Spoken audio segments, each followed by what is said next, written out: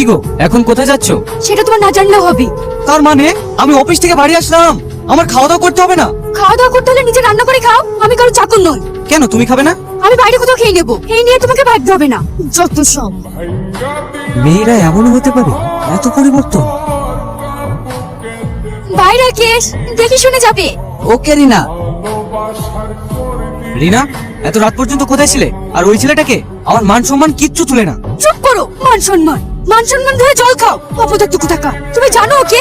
তোমার মতো 10,000 টাকা বেতন পায়, কর্মচারী নয়। ও Ramen Chowdhury, steel factory manager. Rakesh Haldar, ওর বেতন শুনলে তোমার চোখ আকাশে উঠে পড়বি। মাসে 1 লাখের উপরে। জীবনে তুমি স্বপ্নও দেখতে পারবে না। দাদা, বাবু চলে যাওয়ার পর থেকে বাড়িটা কেমন শূন্য হয়ে গেছে। তুমি একবারও খোঁজ নিলে না ও কেমন আছে, কোথায় আছে?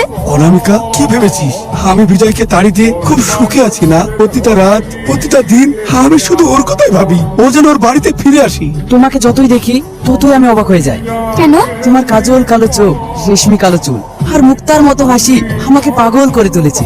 রাকেশ, তুমিও না? তোমার মতো একটা এত সুন্দর মেয়ে ওই গে ভূতের কাছে যে কি করে আসো সেটা ভাবলেই আমি অবাক হয়ে যাই। 4 মাসে 10,000 টাকা ইনকাম, ওই টাকাতে তো আমার চা খরচও হয় না। এই সামান্য টাকা রোজগার করে তোমাকে কেমন করে সুখী করবে ও? আমি ওর কাছে কোনোদিনই সুখী হতে পারবো না। কিন্তু না থেকে যাবো বা কোথায়? যদি বলি আমার কাছে। হ্যাঁ, তুমি আমাকে নেবে? তুমি কেন বুঝতে পারছো না আমি তোমাকে কত ভালোবাসি? ওকে তুমি ডিভোর্স দিয়ে দাও। ওকে আজকে ডিভোর্স দিয়ে আমি তোমার কাছে